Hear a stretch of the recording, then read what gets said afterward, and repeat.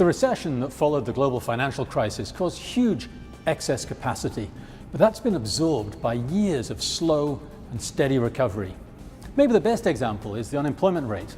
Across developed markets, that's come down from a 20-year peak right down to 5.6%, close to the lows of previous cycles.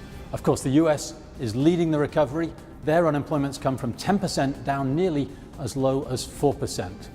So far, there's not been much pressure on wages or on consumer prices, but the balance of risks is shifting.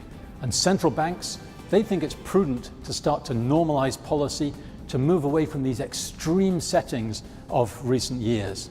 Certainly policy is not tight, it's just not going to be as loose as it was before. We think the Fed's going to hike again in December, probably 3 more times in 2018, but other developed economies are also following suit. Now, the pace of tightening, it is going to be gradual, but it's not going to be glacial. In America, tax cuts could put pressure on the Fed even to go a little bit faster than they plan at the moment.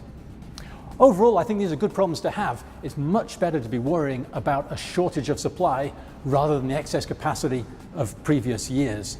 We can always find things to worry about, but global economy is in relatively good shape, and it's in better shape really than it has been for a decade. For more details, please read our monthly investment guide for November. That's titled At a Crossroad.